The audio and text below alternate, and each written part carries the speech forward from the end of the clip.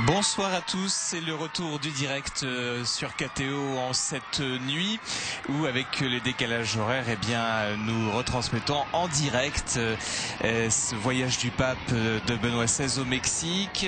Le pape qui a célébré ce matin la messe en présence de plusieurs centaines de milliers de personnes à Léon, au parc du Bicentenaire. Et Benoît XVI s'apprête maintenant à présider les vêpres en la cathédrale de Léon, où il se rend dans sa papamobile.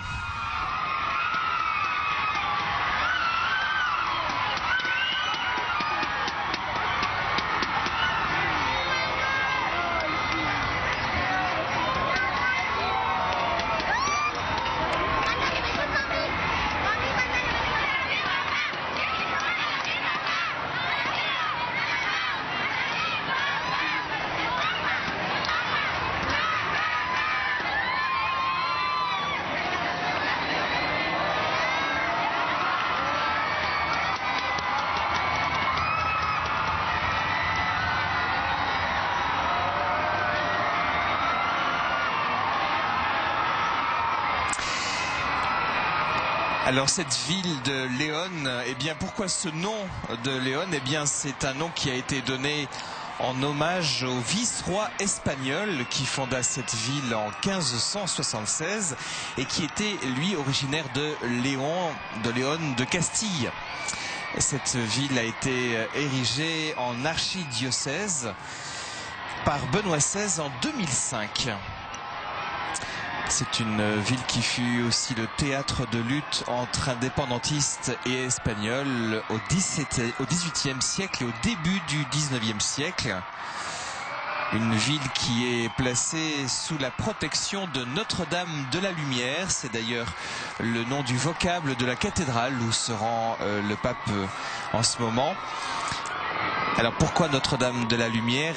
Parce que c'est un tableau provenant de la Sicile qui a été rapporté de Sicile et qui a été installé dans cette cathédrale de Léon.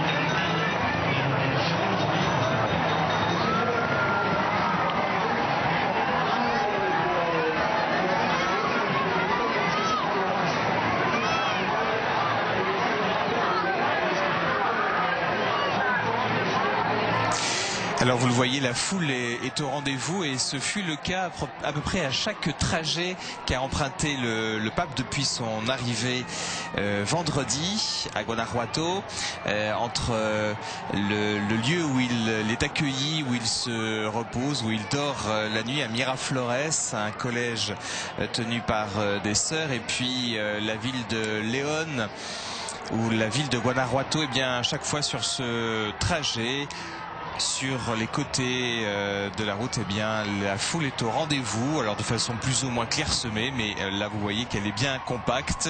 C'est dimanche et le peuple mexicain a rendez-vous avec son pape. C'est la première fois que Benoît XVI vient au Mexique. Et on se souvient que son prédécesseur Jean-Paul II est venu à 5 reprises visiter la terre mexicaine. La première fois 1 an seulement après son élection au siège de Saint-Pierre. C'était en 1979. Les Mexicains avaient été particulièrement touchés par l'empressement avec lequel Jean-Paul II avait décidé de se rendre dans ce pays très catholique. C'est le deuxième pays où le nombre de catholiques est le plus fort, après bien sûr le Brésil.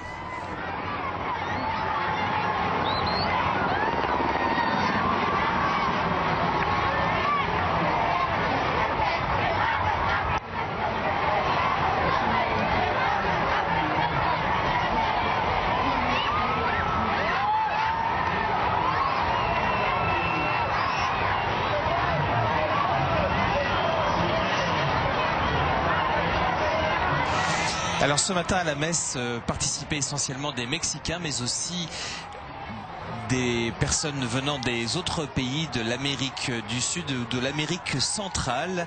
On a évoqué avec Philippine de Saint-Pierre, la directrice des programmes et envoyée spéciale de KTO, la question des migrants qui est revenue à plusieurs reprises au cours des discours du pape.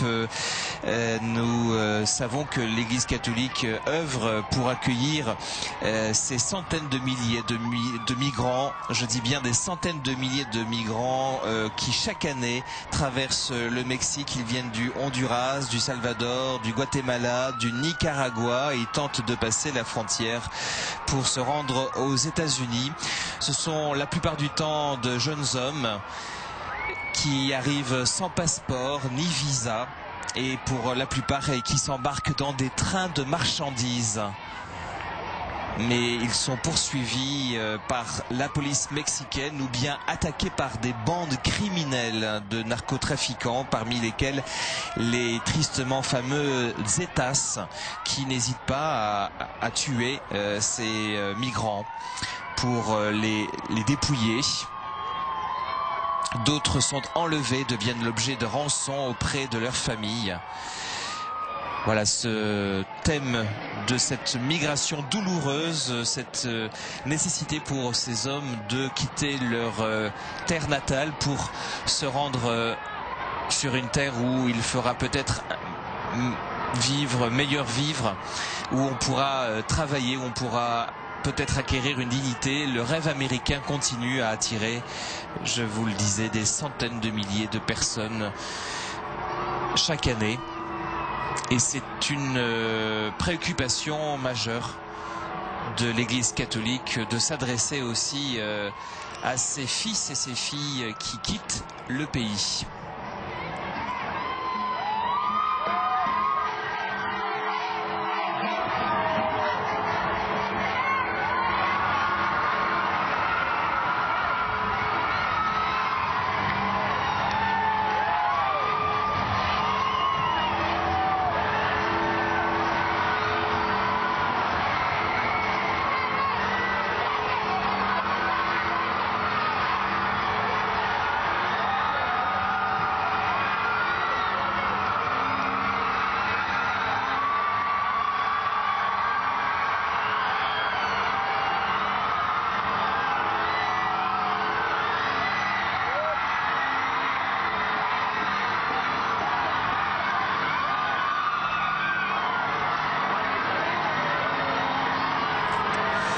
Voilà une foule qui a décidé de venir saluer simplement Benoît XVI. Pour la plupart d'entre eux, il n'y aura pas plus que ce salut, puisque à l'intérieur de la cathédrale, seulement 500 personnes peuvent entrer. Et parmi ces 500 personnes, on trouvera 130 évêques mexicains et des pays latino-américains, particulièrement des évêques représentant les pays qui fêtent ces années le bicentenaire de leur indépendance, soit cette année 2012, soit l'année avant ou 2013. Plusieurs pays autour du Mexique fêtent ce deuxième centenaire de l'indépendance.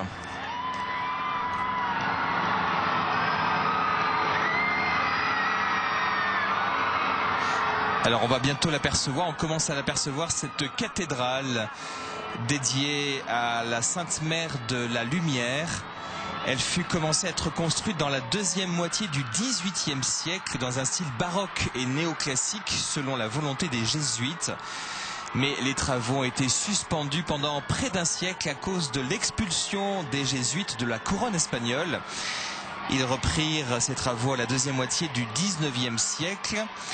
Cette cathédrale est faite de pierres de taille avec de grandes portes de fer qui proviennent des mines alentours. L'église est considérée comme l'œuvre architectonique religieuse la plus importante du XIXe siècle au Mexique. Voilà, maintenant c'est au tour des archiprêtres du chapitre cathédrale d'accueillir dans leur église le Saint-Père.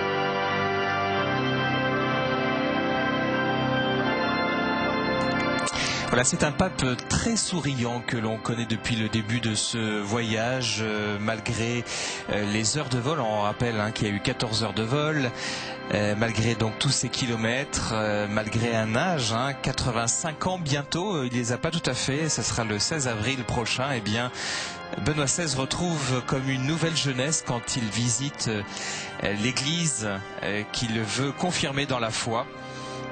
Et c'est le cas ici, à nouveau, au Mexique. C'est un sourire qui ne le quitte pratiquement pas.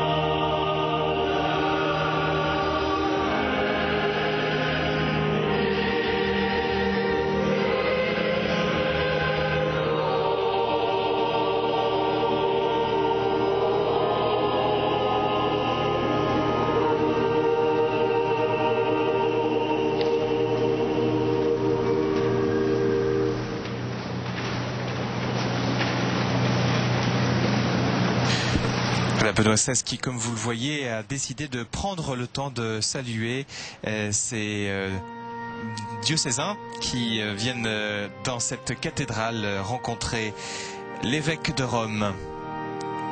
Il les salue un par un.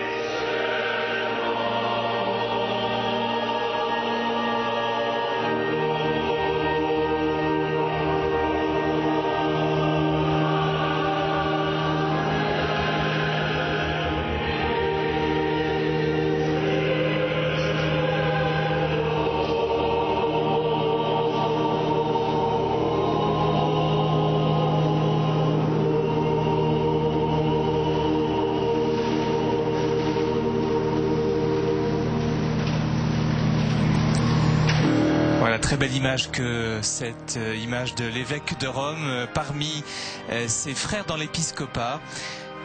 Le pape vient conforter les frères dans la foi et ses frères dans l'épiscopat qui sont à la tête de pas moins de 92 églises diocésaines au Mexique.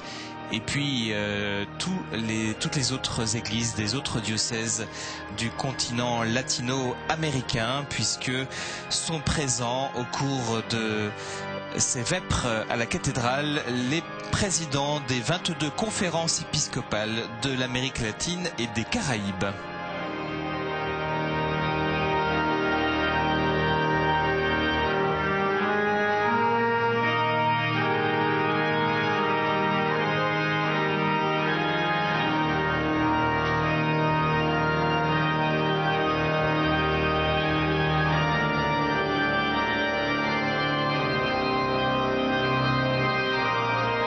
Voilà, on a cru un moment que le pape voulait aller saluer l'autre rangée et puis on a cru comprendre que Monseigneur Marini, maître de cérémonie, lui a plutôt conseillé de se rendre à la sacristie ou à l'autel pour l'adoration du Saint-Sacrement pour présider les vêpres dans quelques instants.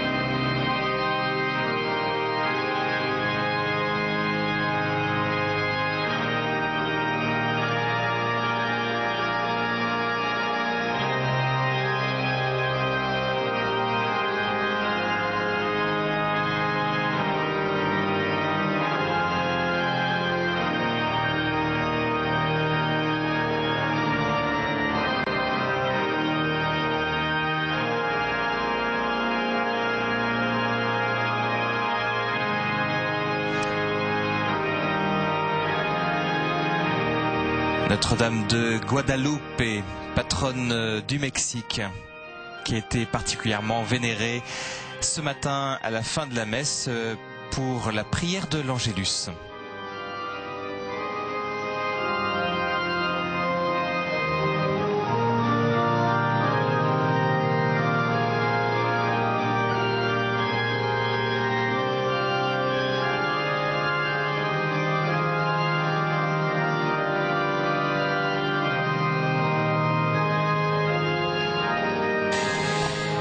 Ce matin, Benoît XVI a confié à Notre-Dame de Guadalupe toutes les familles divisées ou forcées à émigrer, celles dont on parlait tout à l'heure, où d'autres innombrables souffrent à cause de la pauvreté, de la corruption, de la violence domestique, du narcotrafic, de la crise des valeurs ou de la criminalité.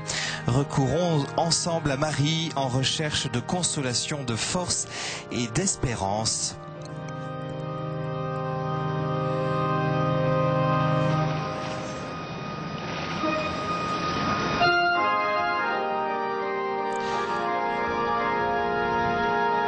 Le pape a aussi supplié Marie de Guadalupe, mais aussi le Christ roi, de faire en sorte que la présence de Notre-Dame de Guadalupe dans cette chère nation continue à appeler au respect, à la défense et à la protection de la vie humaine, à la stimulation de la fraternité, évitant la vengeance inutile et déracinant la haine qui divise.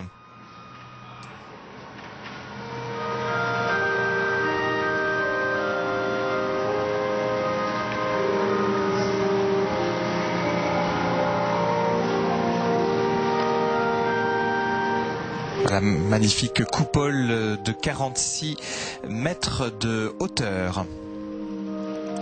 Et cette église dans un style néoclassique parfait, dans laquelle la prière des vêpres va débuter dans quelques instants, présidée par le pape Benoît XVI.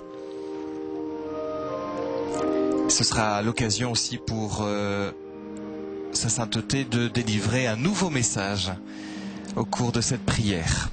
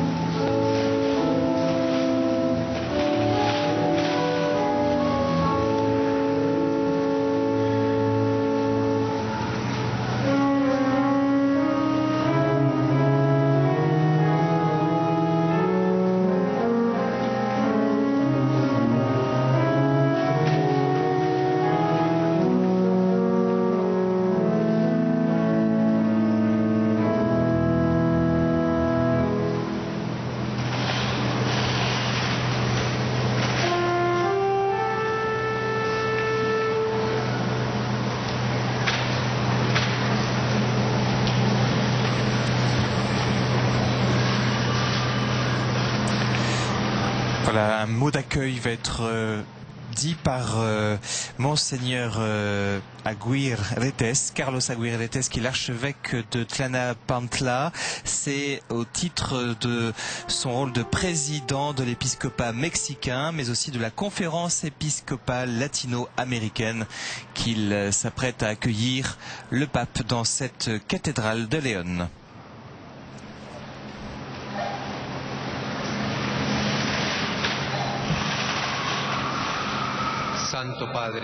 Saint-Père, les évêques du Mexique, les évêques latino-américains et ceux de l'Amérique du Nord, représentés par les présidents de la conférence épiscopale et par ses délégués. Nous vous adressons la plus cordiale bienvenue en vous remerciant de la grâce que vous nous faites par cette rencontre significative dans cette cathédrale de León. Il y a presque 5 ans, nous avons eu la joie de la 5e conférence générale de l'épiscopat latino-américain et du Caraïbe, célébrée à Aparecida au Brésil, et que vous-même, Saint-Père, vous avez pu inaugurer en orientant magistralement nos travaux par vos paroles remplies d'espoir pour affronter les grands défis du XXIe siècle.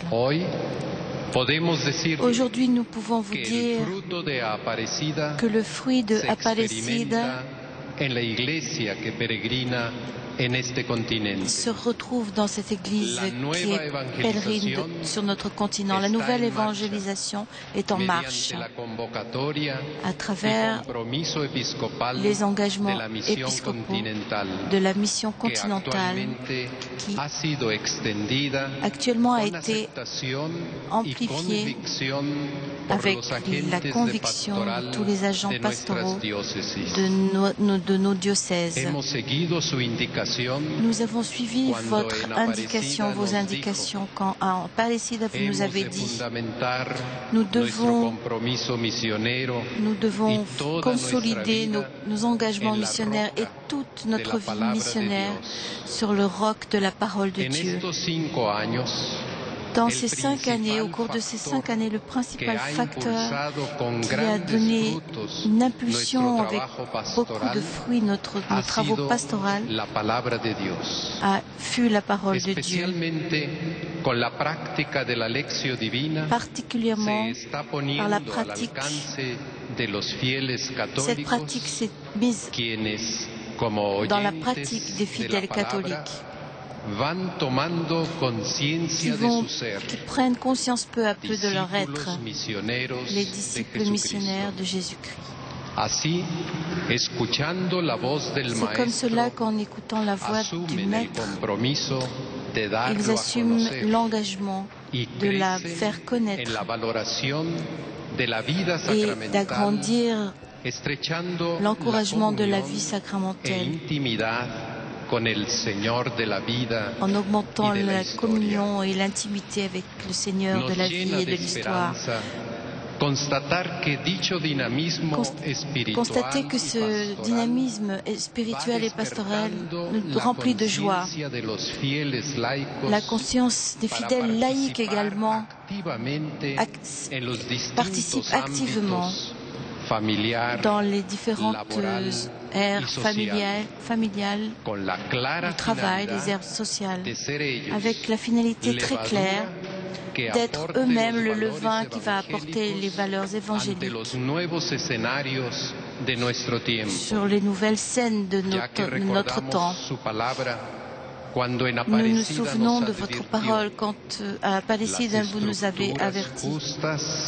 Les structures justes sont une condition indispensable pour une société juste.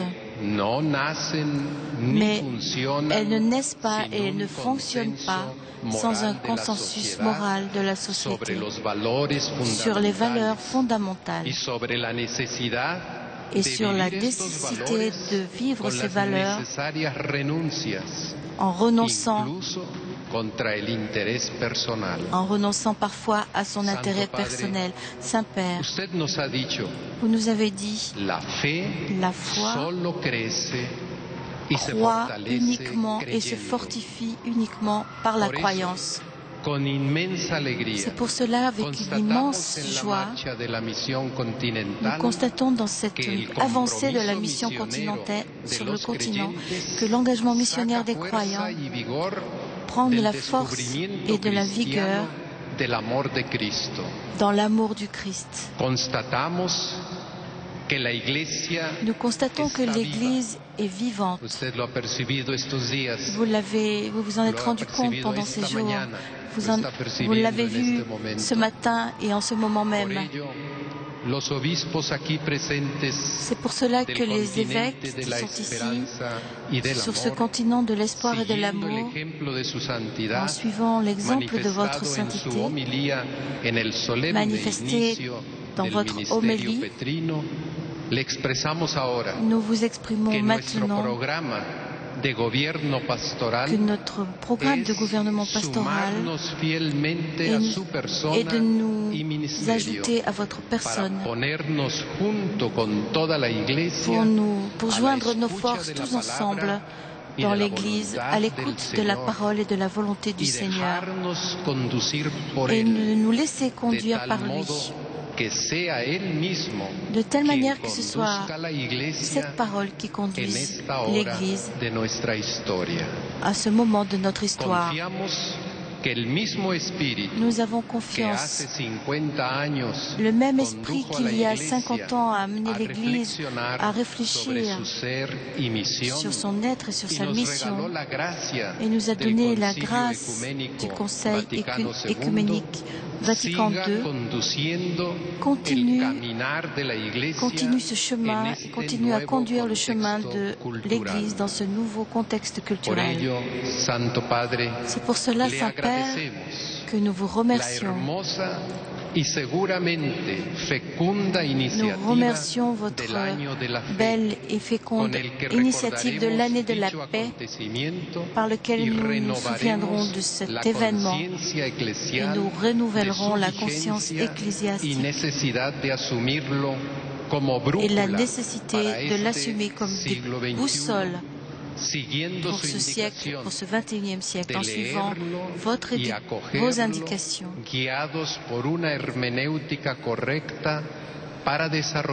guidés par une herméneutique correcte pour développer avec une grande force la rénovation toujours nécessaire de l'Église.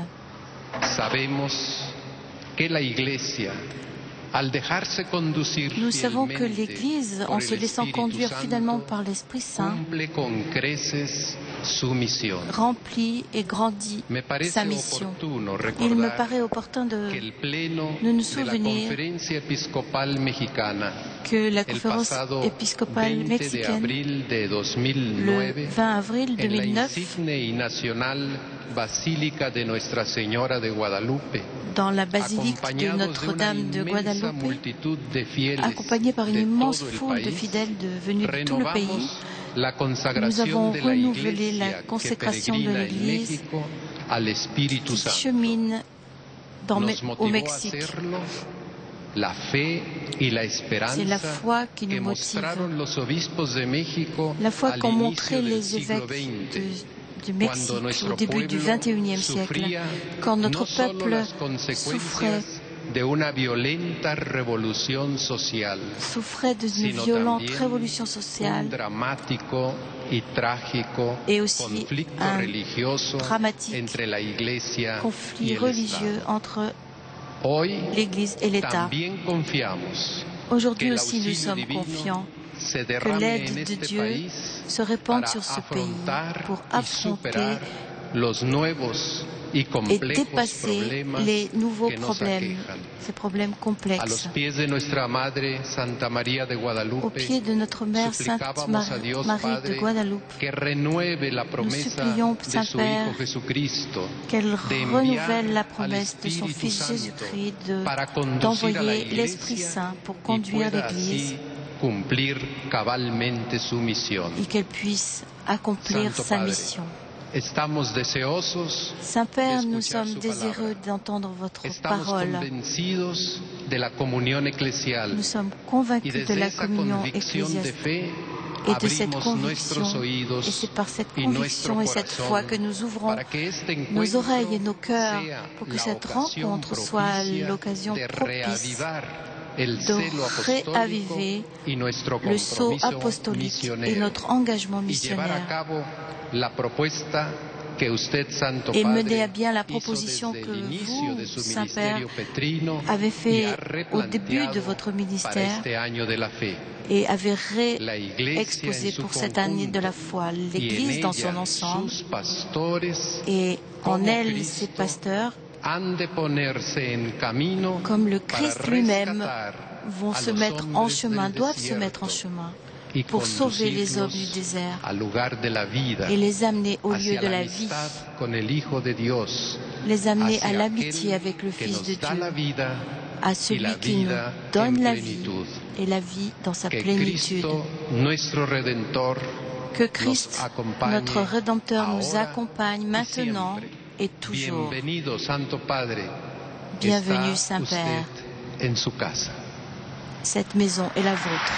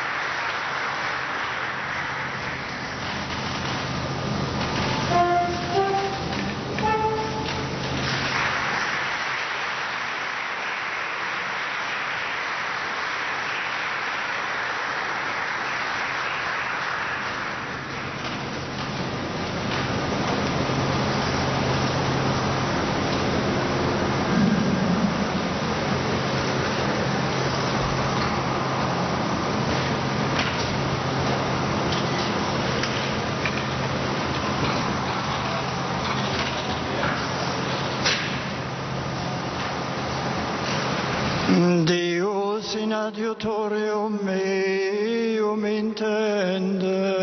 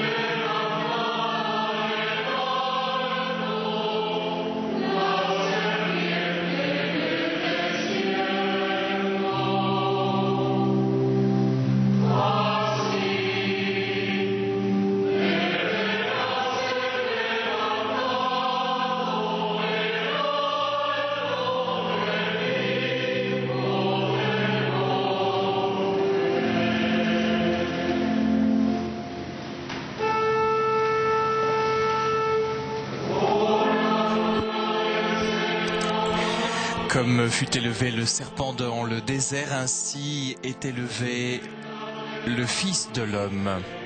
Psaume 109. Oracle du Seigneur à mon Seigneur, siège à ma droite.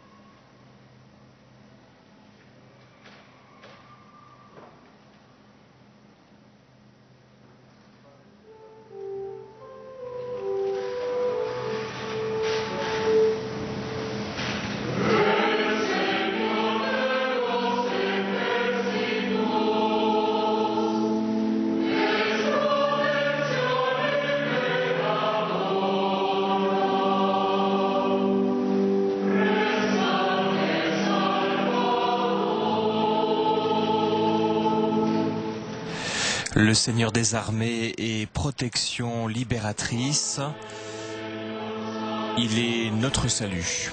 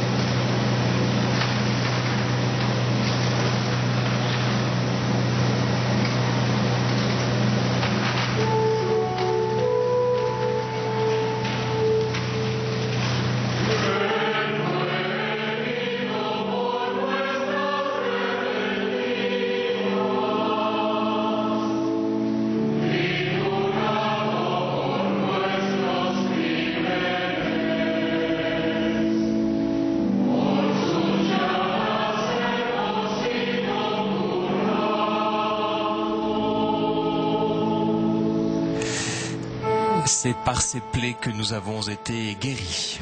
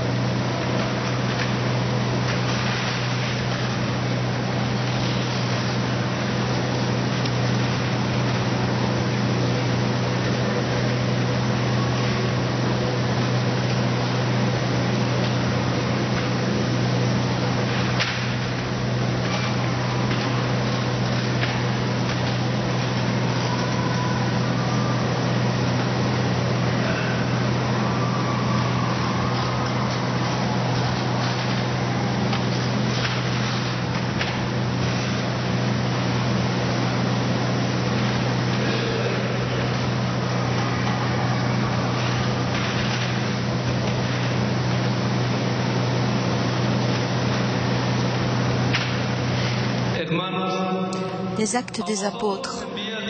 Frères, c'est à nous tous que ce message de salut a été envoyé. En effet, les habitants de Jérusalem et leurs chefs n'avaient pas su reconnaître Jésus. Et pourtant, ils ont accompli ces mêmes paroles quand ils l'ont jugé. Ils ont réclamé à Pilate son exécution.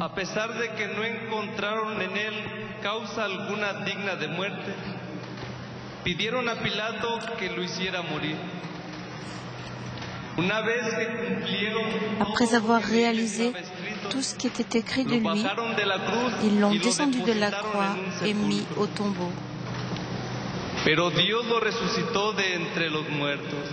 Mais Dieu l'a ressuscité d'entre les morts.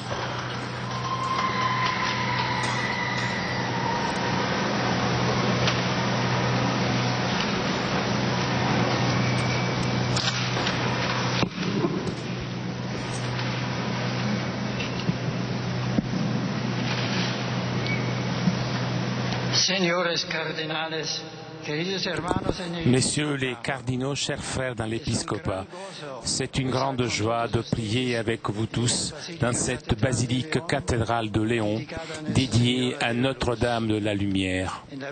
Sous la belle image que l'on vénère dans ce temple, la très sainte Vierge tient avec une grande tendresse son Fils dans une main et tend l'autre pour secourir les pécheurs.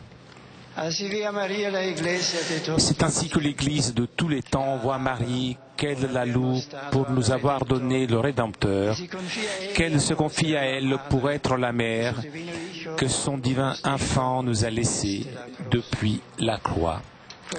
C'est pourquoi nous l'implorons fréquemment comme notre espérance, parce qu'elle nous a montré Jésus et transmis les grandeurs que Dieu a réalisées et réalise avec l'humanité, sensiblement, comme en les expliquant aux petits de la maison.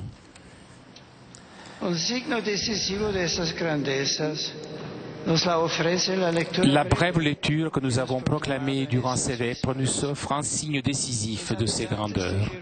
Les habitants de Jérusalem et ses chefs ne reconnurent pas le Christ, mais en le condamnant à mort, ils accomplirent en réalité les paroles des prophètes.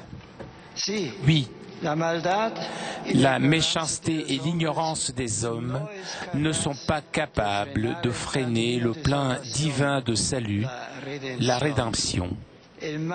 Le mal ne peut pas en faire autant.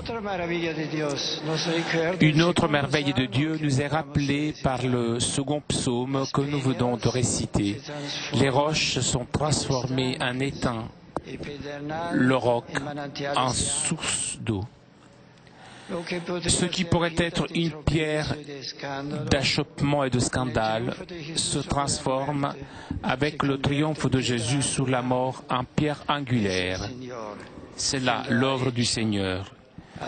Ce fut merveille à nos yeux. Il n'y a donc pas motif pour succomber au despotisme du mal et demandons au Seigneur ressuscité qu'il manifeste sa force dans nos faiblesses et nos manques.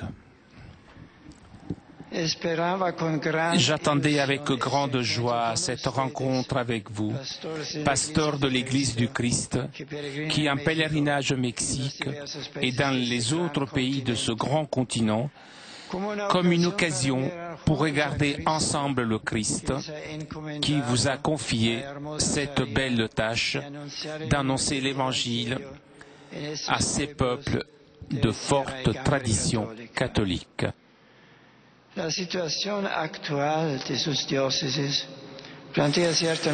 La situation actuelle de vos diocèses présente certainement des défis et des difficultés de nature très différentes. Mais, en sachant que le Seigneur est ressuscité, nous pouvons continuer confiants avec la conviction que le mal n'a pas le dernier mot de l'histoire. et que Dieu est capable d'ouvrir de nouveaux espaces à une espérance qui ne déçoit pas. J'accueille avec gratitude le salut cordial qui m'a adressé Monseigneur l'archevêque de Tlalnepantla et président de la conférence de l'épiscopat du Mexique et du Conseil épiscopal latino-américain, se faisant ainsi l'interprète et le porte-parole de tous. Et je vous prie tous, pasteurs de diverses églises particulières, de transmettre à vos fidèles, après votre retour chez vous, l'affection profonde du pape qui porte au fond de son cœur toutes leurs souffrances et leurs espoirs. En voyant sur vos visages le reflet des préoccupations du troupeau dont vous avez la charge, me viennent à la pensée les assemblées du synode des évêques, auxquels les participants applaudissent quand interviennent ceux qui exercent leur ministère dans des situations particulièrement douloureuses pour la vie et la mission de l'Église. Ce geste jaillit de la foi dans le Seigneur et signifie la fraternité dans les travaux apostoliques, tout comme la gratitude et l'admiration pour ceux qui sèment l'Évangile dans les épines, certaines en forme de persécution, d'autres de marginalisation ou de mépris. Les préoccupations ne manquent pas également pour l'absence de moyens et de ressources humaines ou les obstacles imposés à la liberté de l'Église pour l'accomplissement de sa mission. Le successeur de Pierre partage ses sentiments et est reconnaissant pour votre sollicitude pastorale, patiente et humble. Vous n'êtes pas seul face aux difficultés, comme vous ne l'êtes pas dans la réussite de l'évangélisation. Nous sommes tous unis dans les souffrances et dans la consolation. Sachez que vous avez une place particulière dans la prière de celui qui a reçu du Christ la charge de confirmer ses frères dans la foi, qui les encourage aussi dans la mission de faire que notre Seigneur Jésus-Christ soit toujours plus connu, aimé et suivi sur cette terre, sans se laisser effrayer par les contrariétés.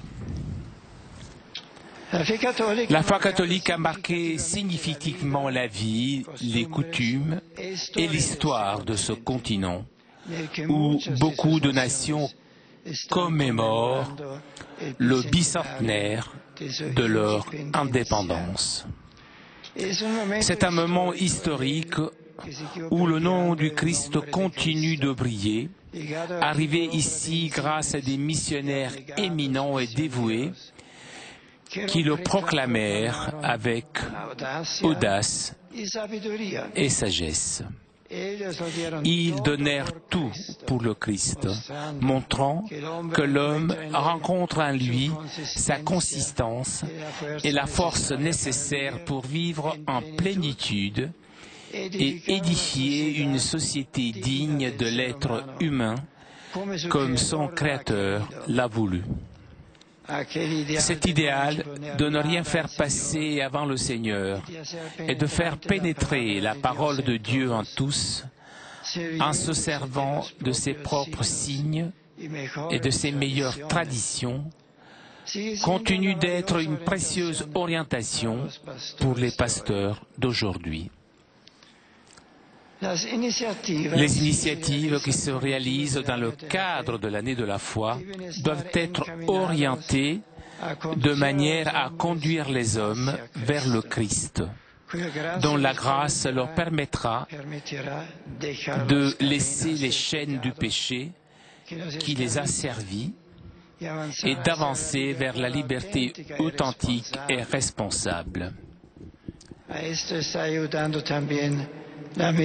La mission continentale promue à Aparecida aide également en cela. Le renouveau ecclésial donne déjà de nombreux fruits dans les églises particulières d'Amérique latine et des Caraïbes. Parmi eux, l'étude, la diffusion et la méditation des Écritures saintes qui annoncent l'amour de Dieu et notre salut. En ce sens, je vous exhorte à continuer d'ouvrir les trésors de l'Évangile afin qu'ils deviennent une puissance d'espérance, de liberté et de salut pour tous les hommes.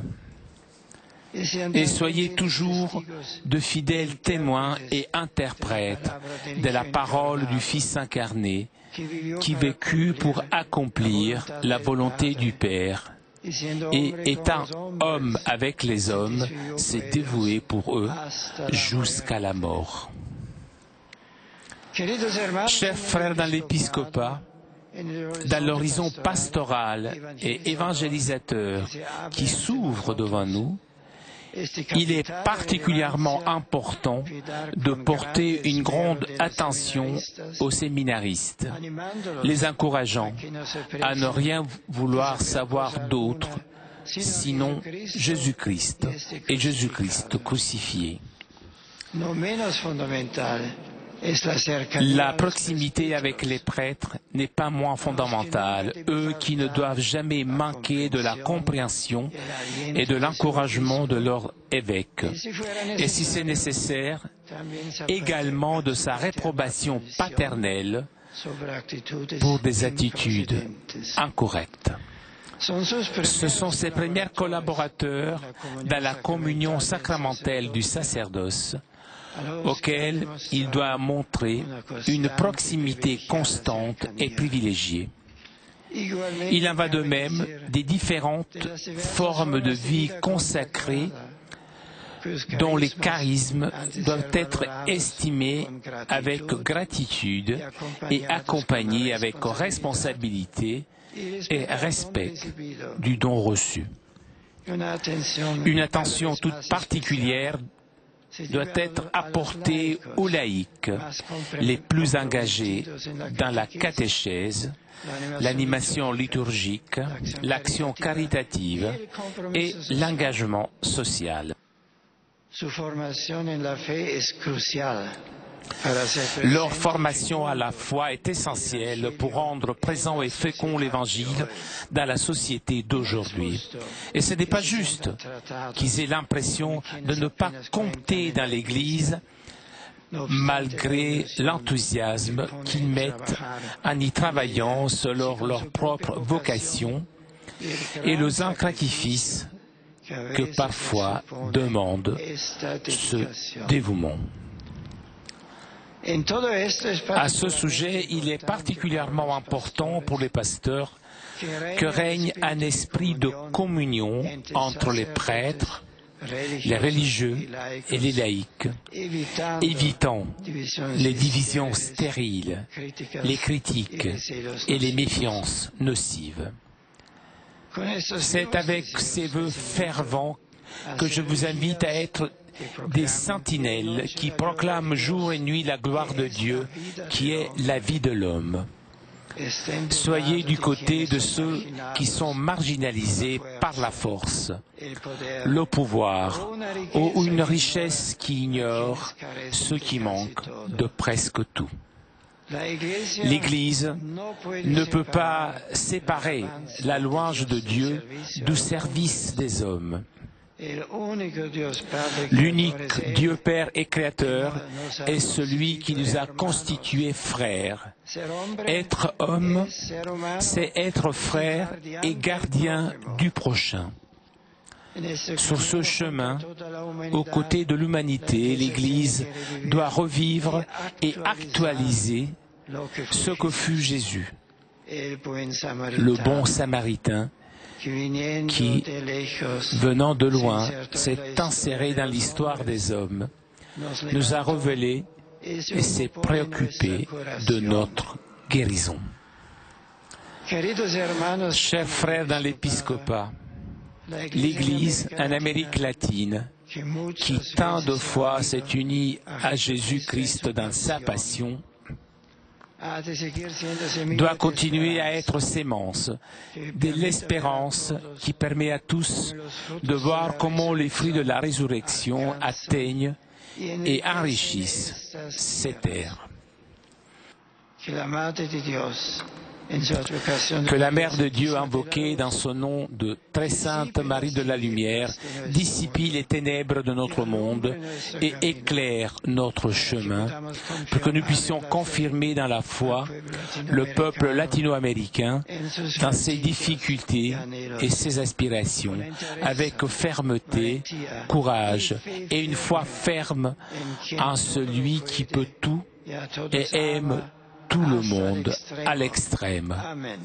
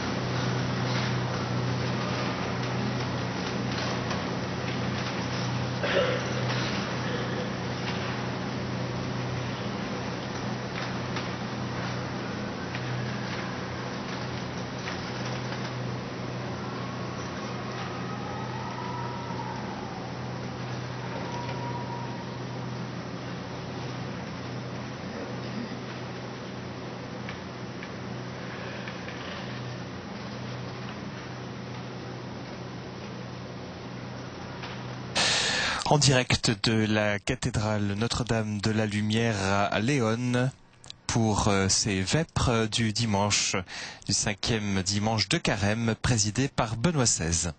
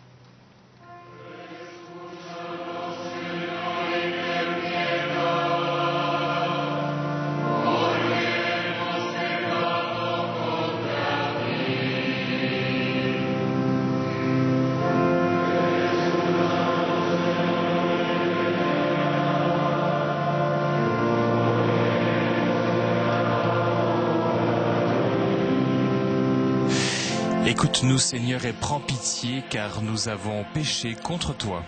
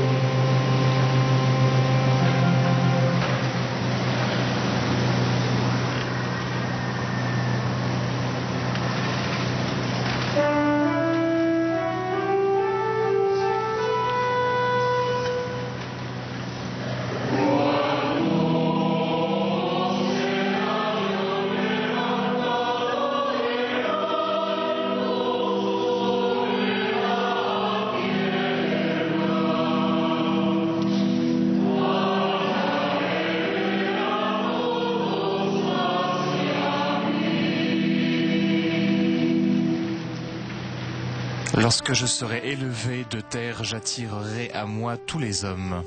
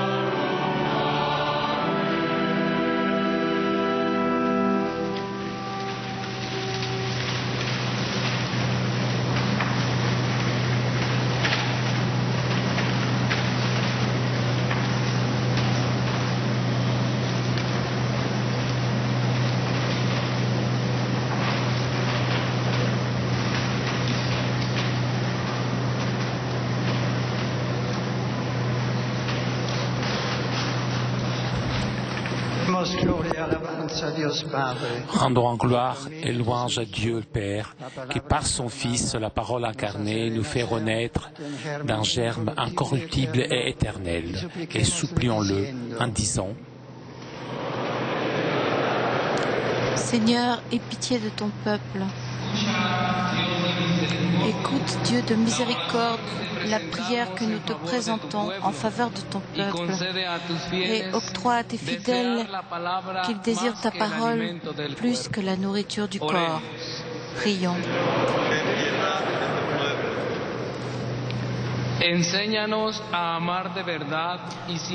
Enseigne-nous le véritable amour sans discrimination envers nos frères, hommes de toutes les races, et à travailler pour leur bien et pour la concorde mutuelle.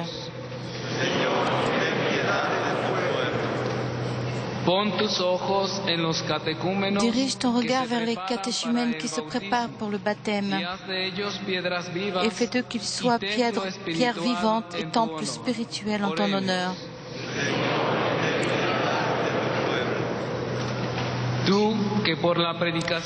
Toi qui, par la prédication de Jonas, exhorta les Ninivites à la pénitence, fais que ta parole appelle les pécheurs à la conversion.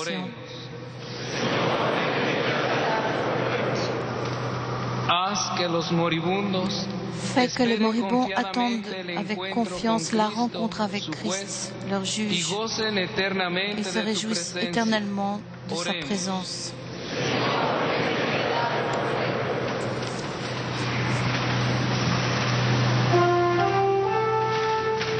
Pater noster,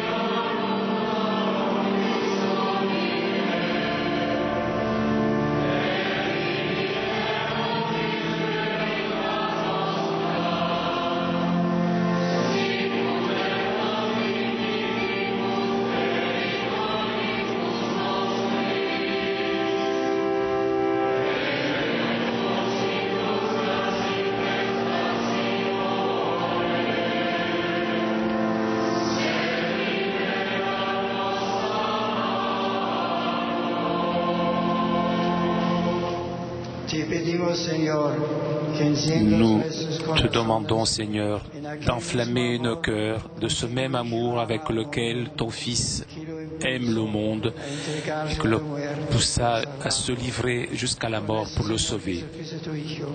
Qui vive et regna contigo en la unidad del Espíritu Santo, es Dios por los siglos de los siglos.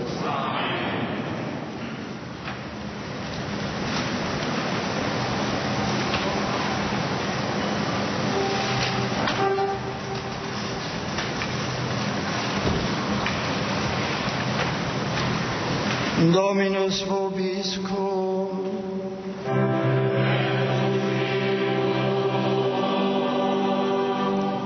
Sit nomen Domini benedictum.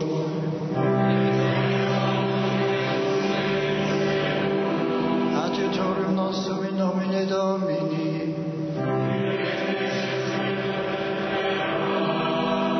Benedicat vos omnipotens Deus, Pater et Filius et Spiritus Sanctus.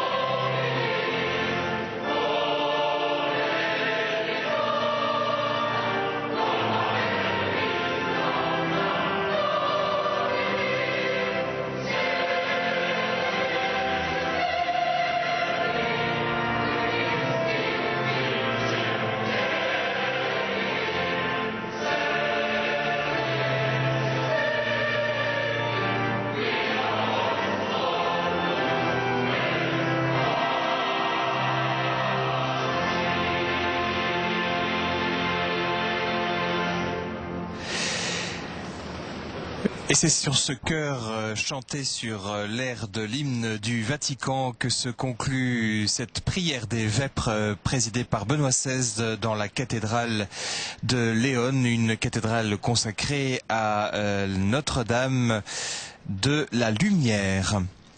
Dans ce message que Benoît XVI a livré aux évêques présents, 130 évêques présents représentant les 22 conférences épiscopales de l'Amérique latine et des Caraïbes, Benoît XVI a appelé les évêques à avoir une proximité avec les prêtres dans leur ministère. Il est nécessaire notamment d'encourager ces prêtres. Et puis, une attention particulière doit être apportée aux laïcs, a demandé le pape, les laïcs les plus engagés dans la catéchèse, l'animation liturgique, l'action caritative et l'engagement social. Leur formation à la foi est essentielle, a dit le pape, pour rendre présent et fécond l'évangile dans la société d'aujourd'hui. Et ce n'est pas juste qu'ils aient l'impression de ne pas compter dans l'Église, malgré l'enthousiasme qu'ils mettent en y travaillant selon leur propre vocation et le grand sacrifice que parfois demande ce dévouement. Voilà un message qui fera plaisir à ces laïcs engagés dans l'Église. Et le pape demande à ce sujet qu'il est particulièrement important pour les pasteurs que règne un esprit de communion entre les prêtres, les religieux et les laïcs, évitant les divisions stériles, les critiques et les méfiances novices. On voit que le pape connaît bien le terrain des paroisses. Benoît XVI qui a aussi invité les évêques à être des sentinelles qui proclament jour et nuit la gloire de Dieu qui est la vie de l'homme. Soyez du côté de ceux qui sont marginalisés, a dit le pape, par la force, le pouvoir ou une richesse qui ignore ceux qui manquent de presque tout. L'Église ne peut pas séparer la louange de Dieu du service des hommes.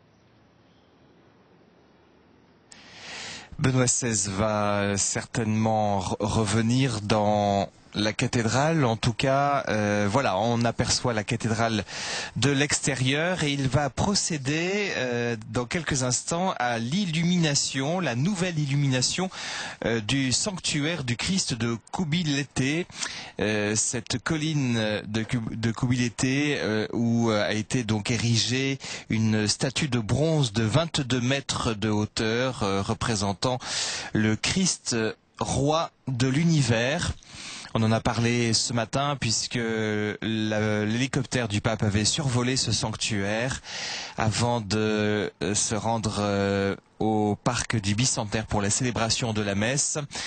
Une histoire assez mouvementée que le projet de construire cette statue et ce sanctuaire, puisqu'il a fallu pas moins de 5 reprises pour que enfin en 1944 cette statue soit construite, érigée et qu'elle soit bénie en 1950 par les évêques en l'honneur du Christ roi de l'univers, en 1950, c'est-à-dire 25 ans après l'encyclique de Pie XI qui s'appelle Quas Primas, qui officialisa la fête du Christ roi qui est fêtée le dernier dimanche du temps ordinaire avant le premier dimanche de l'Avent. Voilà, Benoît XVI, on va peut-être voir ces images. Il va actionner lui-même le bouton qui va produire cette nouvelle illumination de ce sanctuaire que nous allons découvrir sous nos yeux.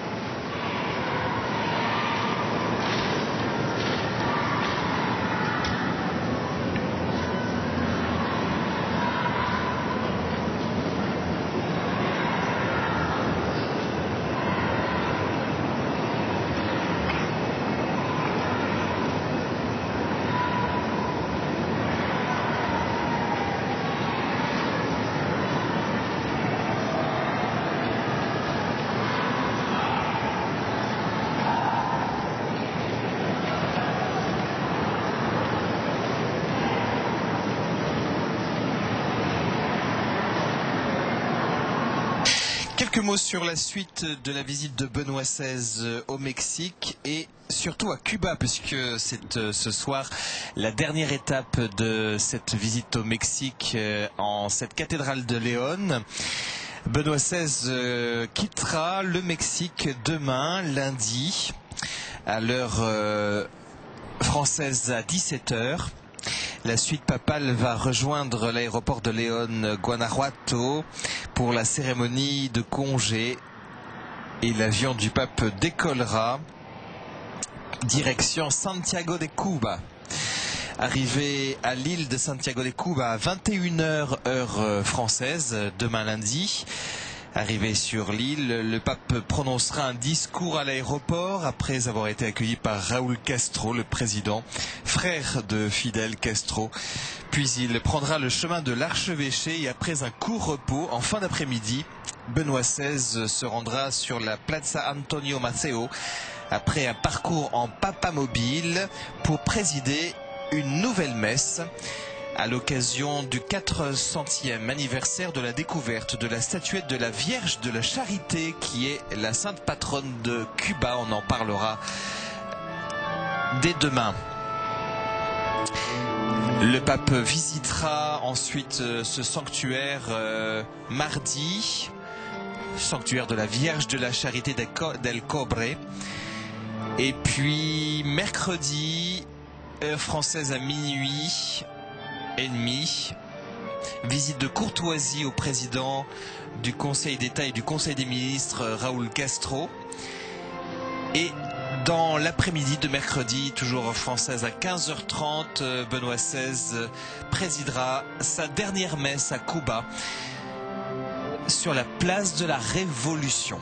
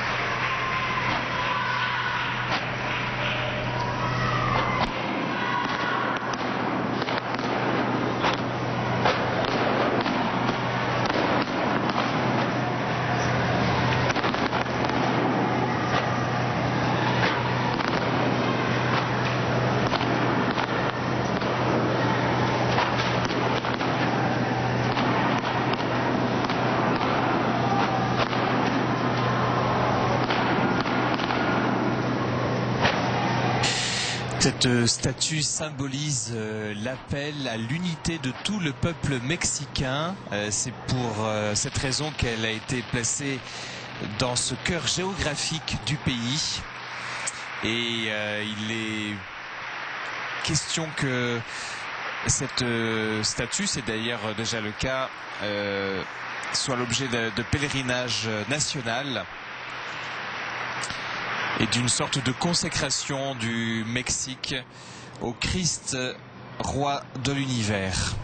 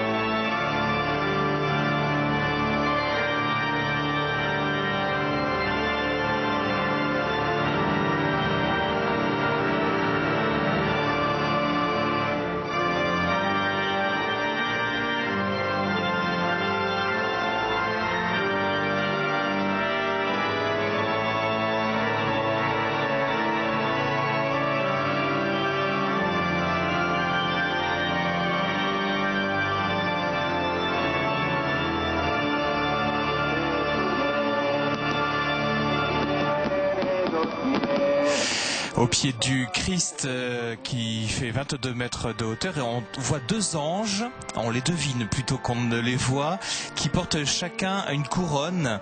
L'un porte une couronne d'épines, peut-être celui de gauche, et l'autre, celui de droite, porte la couronne du Christ roi, signe de la royauté du Christ, roi de l'univers.